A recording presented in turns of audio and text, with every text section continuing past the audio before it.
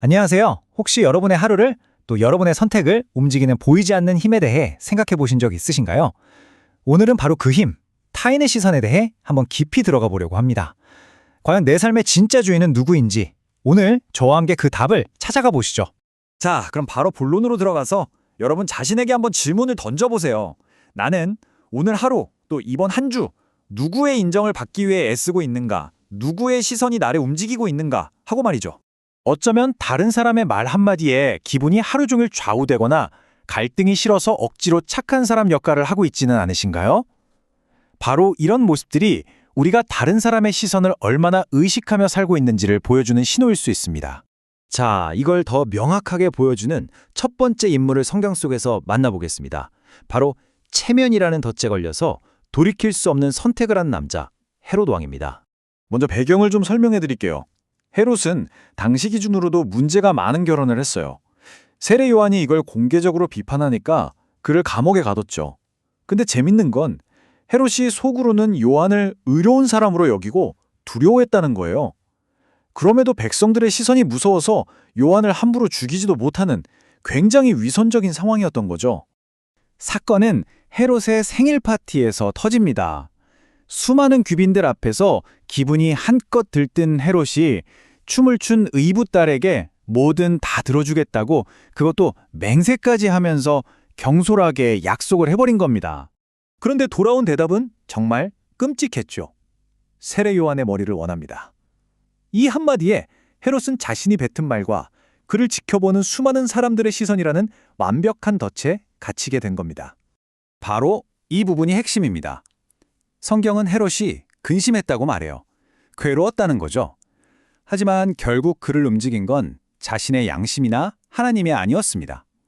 자리가 한 맹세와 그 자리에 함께 앉아있는 손님들, 즉 사람들의 시선이었죠. 자, 그럼 두 번째 인물로 넘어가 볼까요? 하나님의 명령보다 사람들의 시선을 더 두려워했던 또 다른 왕, 바로 사울입니다. 하나님께서 사울에게 아주 구체적이고 명확한 명령을 주셨어요. 아말렉의 모든 것을 남기지 말고 진멸하라는 것이었죠. 이것은 그의 순종을 시험하는 아주 중요한 순간이었습니다. 그런데 사울은 어떻게 했나요?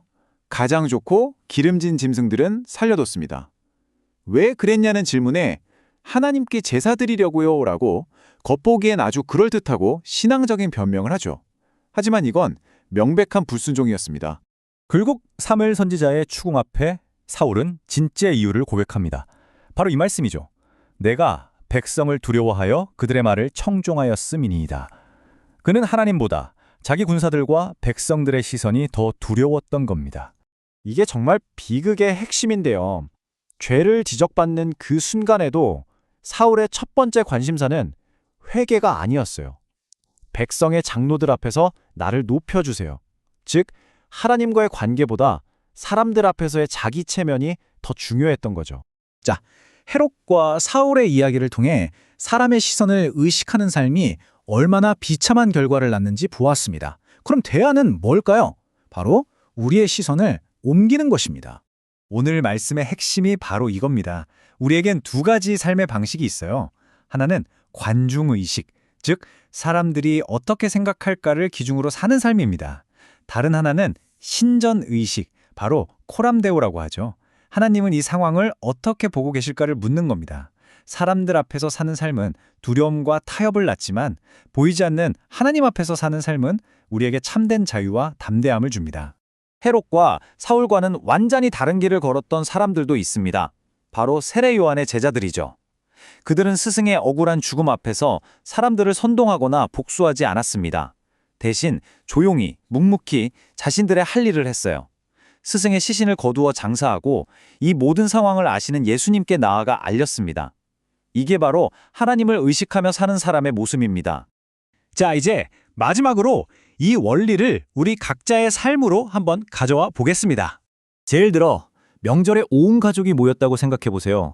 어른들의 기대, 형제들의 눈치, 이런 상황에서 관중의식에 빠져서 그냥 좋은 게 좋은 거다 하고 행동하기가 정말 쉽죠.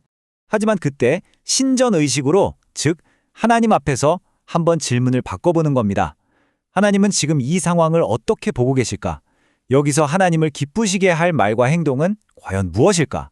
이렇게 질문을 바꾸는 순간 우리의 행동은 사람에 대한 반응이 아니라 하나님을 향한 목적 있는 행동이 될 수 있습니다. 그래서 마지막으로 여러분께 이 질문을 드리고 싶습니다. 여러분 삶의 무대에서 여러분은 수많은 관중을 위해 연기하고 있습니까? 아니면 단 한 분의 진정한 관객이신 하나님을 위해 살아가고 있습니까?